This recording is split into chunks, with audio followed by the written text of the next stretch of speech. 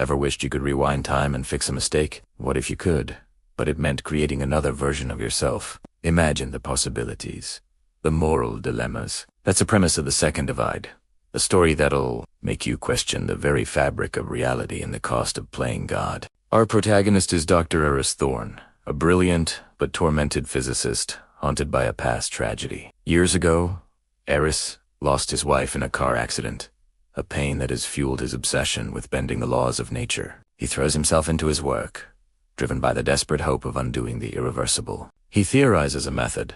He pores over the math, driven by that goal, fueled by grief and coffee in equal measure. His focus, creating a localized temporal rift. Not time travel in the traditional sense, but a split, a divergence in reality. This divergence can allow him to save someone from the past. But here's the catch.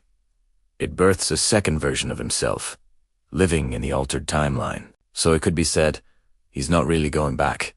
He's just making another reality to go back to, making a copy of himself to live within it. After years of relentless research, Eris achieves the impossible. With trembling hands, he activates the device, a shimmering portal opening before him, a gateway to a second chance. He steps through, into a world where his wife is still alive, saved by his intervention. This second Eris is free of the trauma that burdened the first. He's happy, but the happiness is short-lived. The original Eris watches, an invisible observer, as his double begins to grapple with the ramifications of his existence.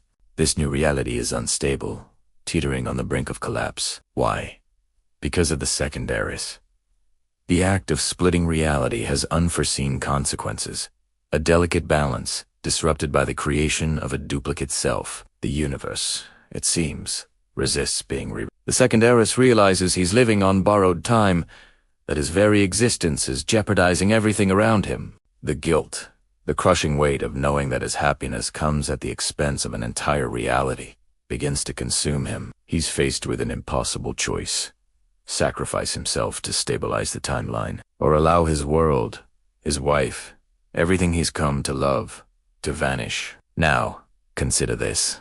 If you were him, what would you do? Could you willingly erase yourself from existence, even if it meant saving everyone else? This is the moral tightrope that the second Eris walks, a tightrope we might all face if given such power. As the instability worsens, the two realities begin to bleed into each other. The original Eris finds himself able to interact with his double, a ghostly presence offering guidance, or perhaps rationalization. The conversations between them are tense, fraught with regret, recrimination, and a desperate search for a solution. The scientist who wanted only to save his wife slowly starts to lose himself. The climax arrives when the second Eris makes his decision. He chooses to undo the split, to sacrifice himself to restore the original timeline. It's a heart-wrenching scene, a poignant moment of selflessness that transcends the boundaries of science and delves into the depths of human nature. As he fades away, he leaves behind a world saved, but a void in the heart of the original Eris.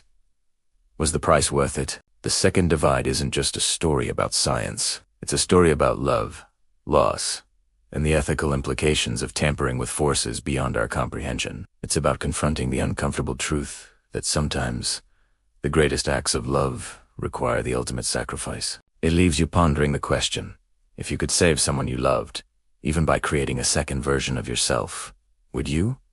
And could you live with the consequences? Think about it.